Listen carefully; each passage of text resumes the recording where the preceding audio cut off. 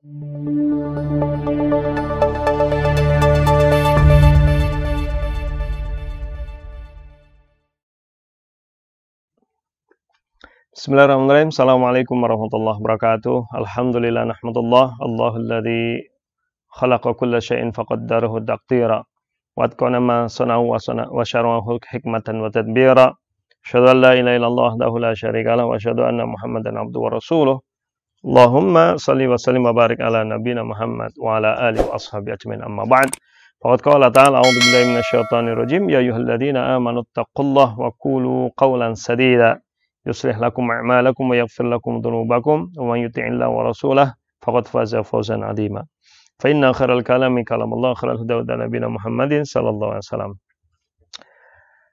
Kita diberi ajaran Islam ini yang menyangkut seluruh aspek kehidupan, ya, karena memang ciri khas dari ajaran Islam itu adalah diantaranya adalah kafah wa shalih likulli zaman wa makan. Ya, bahwa jalan Islam ini adalah kafah, menyeluruh, ya, universal, dan juga sholihun likulli zaman wa makan, bisa diterapkan di setiap tempat dan setiap waktu. Tentu karena hal ini ada teks-teks di dalam Al-Quran yang bersifat mutlak, ya, ada yang bersifat mujmal, ada yang bersifat masih umum, ya, yang belum khusus. Demikian juga hadis-hadis Rasulullah SAW, ada yang sifat pesannya itu bisa diterapkan di setiap waktu, ada juga yang memang sebagai penjelasan pada kondisi dan waktu tertentu di saat itu. Maka para peserta training dai yang dirahmati Allah, kita dalam memahami Islam ini tentu tidak heran, ya, ketika terjadi ada banyak perbedaan-perbedaan pendapat. Karena memang ajaran-ajaran Islam ini tadi saya sampaikan ada yang bersifat umum, yang tentu akan terjadi perbedaan ketika dalam proses penerapannya. Demikian juga perbedaan dari pemahaman-pemahaman setiap orang. Intinya bahwa perbedaan dalam pemahaman Islam ini sudah dikenal, ya, bahkan sejak zaman sahabat, ya, rahimahumullah. Kalau kita lihat misalkan pada seorang sahabat namanya Abu Musa al-Asy'ari pernah ditanya oleh seseorang tentang bagaimana hukumnya seorang yang meminum air susu istrinya. Maka beliau berpendapat bahwa dia telah menjadi mahram baginya dan sudah haram baginya. Kemudian orang itu tidak puas dan dia bertanya kepada Ibnu Mas'ud, ya, radhiyallahu anhu. Maka Ibnu Mas'ud mengatakan itu tidak mengapa karena susuan itu hanya berlaku bagi anak yang usia 2 tahun ke bawah, karena itu akan menjadi daging atau menjadi darah baginya. Nah, tentu perbedaan di antara para sahabat ini juga bukan disebabkan karena mereka tidak memahami syariat, tetapi ini menjadi bagian dari keleluasan dalam syariat. Bahkan ketika kita sangat mengenal sebuah riwayat ketika Rasulullah SAW hanya berpesan sekalian sholatlah asar di perkampungan Bani Quraidah kalau tidak salah, ya. Saya agak lupa kalau nggak Bani Quraidah, Bani Nadir gitu, di sebuah perkampungan Yahudi intinya. Maka sebagian sahabat bersegera agar ketika waktu asar tiba di sana mereka sholat asar di sana. Tapi sebagian sahabat yang lain mereka tetap berjalan secara wajar. Pokoknya kapan sampai di sana mereka baru sholat asar. Jam berita ini kemudian disampaikan kepada Rasulullah dan itu bukan hal yang asing atau aneh dalam Islam, terjadi perbedaan. Demikian juga perbedaan antara Ibnu Mas'ud dengan Ibnu Umar dengan Ibnu Abbas mengenai yang salah satunya mereka suka berdesak-desakan untuk mencium Hajar Aswad dan beralasan bahwa saya suka bersama kaum muslimin mencium bau keringat mereka bersama mereka itu. Tetapi salah satunya berpendapat tidak boleh melakukan yang sunnah dengan melakukan yang haram, yaitu dengan berdesak-desakan. Ini bagian dari keleluasaan syariat dalam Islam. Maka kita harus memahami bahwa memang perbedaan-perbedaan ini bukan perbedaan-perbedaan yang tercela tentunya. Karena ada perbedaan yang makbul, ada perbedaan yang madlum. Ya, perbedaan makbul adalah perbedaan yang tentu bukan masalah yang pokok, ya. Kalau yang masalah pokok ini tidak ada perbedaan. Seperti maksudnya hukum-hukum pokok dalam Islam, bahwa sholat 5 waktu itu wajib, itu tidak ada perbedaan, ya. Kalau ada yang mengatakan, oh, sholat 5 waktu tidak wajib, sunnah lah. Ini tentu bukan perbedaan yang makbul ya. Kemudian bahwa LGBT itu haram itu udah bukan perbedaan gitu. Karena memang dalil-dalilnya sudah jelas, qat'i, dan tidak ada perbedaan di antara para ulama. Tetapi perbedaan yang dimaksud adalah perbedaan-perbedaan masalah furu'iyah, apalagi hal-hal yang menyangkut masalah fikhiyah. Dalam madhab, imam madhab saja yang 4, kita mengenal ya pendapat-pendapat beliau. Misalkan saya kutipkan dari yang pendapat yang tertua, tentu pendapatnya adalah Abu Hanifah. Beliau mengatakan bila suatu hadis dalam suatu permasalahan telah sahih, kandungan hadis itulah madhabku, kata beliau. Beliau juga mengatakan tidak halal bagi siapapun untuk menganut pendapat kami bila dia tidak tahu dasar pengambilannya. Itu Imam Abu Hanifah. Adapun Imam Malik mengatakan, aku ini hanya manusia biasa yang bisa benar dan bisa salah. Maka pertimbangkanlah pendapat-pendapatku. Pendapat yang sejalan dengan Al-Quran dan Sunnah, maka ambillah. Sedangkan yang tidak sejalan Al-Quran dan Sunnah, maka tinggallah. Coba, itu sekelas Imam Malik mengatakan seperti itu gitu. Tapi kalau kita lihat sekarang, fenomena sekarang, orang baru ngaji kemarin sore ya, baru ngajinya juga baca Qurannya mungkin belum benar, atau sudah berani nyalah-nyalahkan ulama-ulama gitu.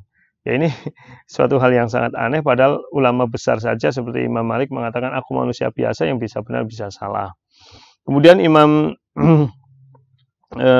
yang lain ya, Imam Syafi'i juga pernah mengatakan setiap masalah yang terdapat hadis Nabi yang sahih di dalamnya sesuai dengan pendapat ulama hadis yang berlawanan dengan pendapatku, maka aku rujuk atau rujukannya kepada hadis dan meninggalkan pendapatku baik semasa hidup atau matiku. Itu kata Imam Asy-Syafi'i.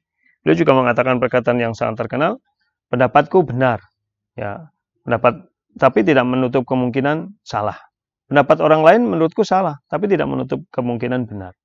Ini adalah contoh-contoh yang dari para salafus soleh kita, orang-orang yang ilmunya sudah sangat mumpuni, orang yang betul-betul memahami Al-Quran dan Sunnah dengan baik. Mereka perbedaan-perbedaan pendapat ini tidak menjadikan perbedaan yang tercela, mereka tetap saling menghormati dan bisa memahami.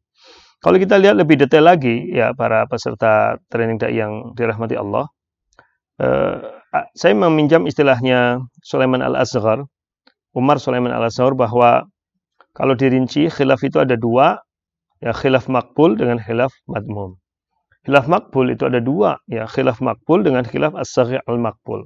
Contoh misalkan, contoh khilaf makbul adalah yang bisa diterima, ya ini adalah tentang khilafiyah tentang keutamaan misalkan. Mana yang lebih utama antara haji kiron, haji ifrad, haji tamattu? Ada yang berpendapat haji tamattu, kiron. Ini khilafiyah yang makbul, tidak masalah ya. Kemudian tentang bagaimana bacaan basmalah di dalam sholat jahriyah. Itu apakah dibaca dengan jahar atau dengan sir? Ini kan terjadi khilafiyah. Bahkan Imam Ahmad bin Hanbal yang mengatakan berpendapat bahwa mengimami sholat itu yaitu basmalah dibaca dengan sir. Tapi beliau berpendapat bahkan menyuruh apabila seseorang mengimami di Madinah, memimpin sholat di Madinah, maka bacalah basmalah dengan jahar gitu. Padahal beliau berpendapat basmalah dengan sir. Kenapa? Karena beliau ingin menghormati pendapat ulama-ulama Madinah yang mengatakan bahwa basmalah dibaca dengan jahar. Maka ketika kita berada di lingkungan mereka, hormati pendapat mereka. Bahkan Imam Muhammad menyuruh untuk mengimami dengan bacaan jahar gitu. Kemudian contoh-contoh yang lain seperti jumlah takbir yang dianjurkan dalam sholat id, apakah 7 kali atau 1 kali atau 5 kali, ini adalah khilafiyah yang makbul yang semuanya berdasarkan dalil-dalil. Kemudian mana yang lebih utama antara doa iftitah? Kita kadang-kadang kan di Indonesia terutama kenal doa iftitah kan hanya dua, hanya Allahumma ba'id dan wajahtu. Itu pun langsung diklasifikasi kalau Allahumma ba'id berarti Muhammadiyah itu, kalau wajahtu berarti NU itu. Padahal doa iftitah itu jumlahnya banyak, bahkan belasan itu. Dan wajar terjadi perbedaan pendapat dalam menilai kesahihan riwayat sebuah hadis tentang doa iftitah itu.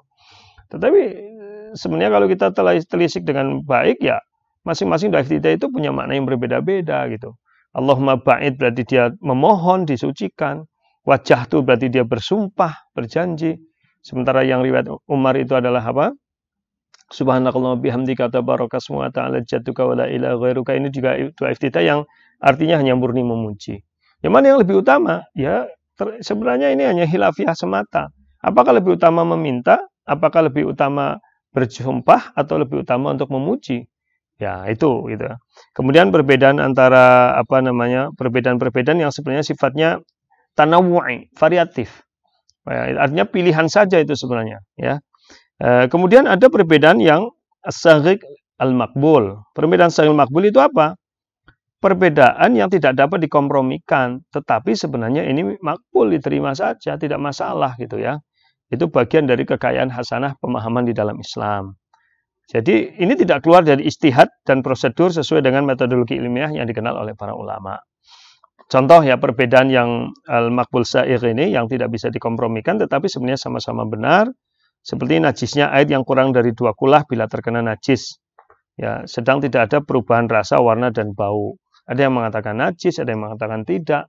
Masing-masing punya pendapat berdasarkan dengan dalil-dalil yang ada. Hukum mandi Jumat mengatakan wajib, ulama Hambali, terutama pendapat Imam Ahmad bin Hambal bahwa itu hukumnya wajib. Sebenarnya ulama yang lain mengatakan hukumnya adalah sunnah, tidak wajib. Ya, terus kemudian hukum membaca Al-Fatihah bagi makmum, sebagian mengatakan wajib dengan dalil la salata liman lam yaqra bi Fatihil kitab, sementara yang sebagian lain mengatakan bukan wajib. Kemudian bagaimana hukum kunut subuh, sebagian mengatakan sunnah, kayak Imam Syafi'i yang mengatakan sunnah bila tidak kemudian sujud sahwi, sementara ulama yang lain tidak. Ini adalah hilafiah yang sebenarnya makbul, diterima, tapi memang tidak bisa dikompromikan. Tapi ini bukan berarti kemudian semuanya salah, ya. Semuanya mengandung kebenaran, ya. Maka para peserta training mubalik dan dai yang dirahmati Allah, setidaknya ada bagaimana supaya kita bisa bersikap bijak menghadapi perbedaan ini. Yang pertama, pahami bahwa jangan sampai ketika kita berbeda pendapat menganggap pendapat orang lain itu fasik, orang lain itu mubtadi, suka membuat bid'ah, orang lain kafir, ya, yang hanya karena berselisih paham dengan kita. Yang kedua, mari kita lakukan dialog, ya, dengan mengutamakan dalil dan pemahaman yang benar. Kalau kemudian dalil dia lebih benar, ya mari kita ikuti. Kalau memang ternyata sama-sama kuat, hanya perbedaan cara memahaminya, ya sudah. Mari kita berpegang teguh dengan paham kita masing-masing tanpa harus menyalahkan. Kemudian yang ketiga, tidak memaksakan. Karena sekarang muncul paham-paham yang kalau enggak ini ya salah, semuanya yang benar hanya saya, ini ya tentu tidak benar. Yang terakhir, tidak mengklaim mutlak kebenaran yang ada padanya. Ya, kadang-kadang ini yang penyakit dari orang-orang yang baru belajar agama, yang dia kemudian lebih banyak kepada hawa nafsunya sehingga menjadi perbedaan-perbedaan yang mengarahkan kepada hal yang madlum, ya. Madmum maksud saya, perbedaan yang madmum adalah perbedaan yang tercela, ya. Yang perbedaan tercela ini tentu ada dua. Itu perbedaan yang memang dalam masalah-masalah usul yang sebenarnya tidak perlu berbeda, ini perbedaan tercela. Dan yang kedua, perbedaan yang dalam masalah-masalah furu tapi tidak disertai dengan akhlak berbeda yang baik. Ya, maka ada sebuah riwayat, ya, riwayat Imam Muslim ketika Yahya bin Ammar, ya, seorang tabi'in bercerita bahwa ia pernah bertanya kepada Ibnu Umar, seorang ulama besar dari kalangan sahabat, tentang aliran yang mengingkari adanya takdir Allah dan bahwa manusia memiliki kehendak mutlak terhadap perbuatannya. Maka apa jawaban Ibnu Umar? Bila bertemu orang seperti itu, sampaikan bahwa Ibnu Umar berlepas diri dari mereka dan mereka pun hendaknya berlepas diri dari Ibnu Umar. Demi Allah, bila mereka bersedekah dengan emas sebanyak tanah bukit Uhud, Allah tidak akan melihat amalan mereka sehingga mereka bertobat. Ini adalah contoh sikap ulama sahabat yang diperankan oleh Ibnu Umar terhadap orang-orang yang saya kenal berbicara tentang rukun iman, menambah atau mengurangi. Ini tentu perbedaan yang madmun, ya, yang tercela, yang artinya ini sebenarnya bukan perbedaan tetapi memang sudah menyimpang, melenceng dari ajaran Islam, ataupun perbedaan yang akhirnya menimbulkan celaan, bahkan sudah menuduh bukan Islam, ketemu tidak mau salaman, tidak mau senyum, seolah-olah bahwa dia bukan kelompoknya, bahkan muncul istilah Ustadz Sunnah. Jadi sekarang muncul rame-rame, kamu ngajinya sama siapa? Oh, Ustadz, ya sudah, mudah-mudahan kamu dapat hidayah. Kalau ngaji sama ustadznya sama, oh, mudah-mudahan kita mendapatkan keberkahan dari Allah. Mudah-mudahan Allah semakin meneguhkan kita. Dan seolah-olah ustadz lain ini kalau mendapatkan hidayah seolah-olah sudah keluar dari Islam, ya Allah. Harusnya tidak seperti itu. Ini perbedaan yang tercela. Kita harus memahami bahwa Islam ini sangat luas. Justru sebenarnya ini banyak perbedaan yang bersifat variatif. Itu karena memang keleluasan ajaran Islam dan bagaimana Islam itu akan mudah diterapkan di setiap zaman dan setiap waktu. Saya kira sebagai pengantar ini mudah-mudahan bermanfaat. Aku qouli hadza wa astaghfirullah rabbana fanfa'na bima 'allamtana. Wassalamualaikum warahmatullahi wabarakatuh.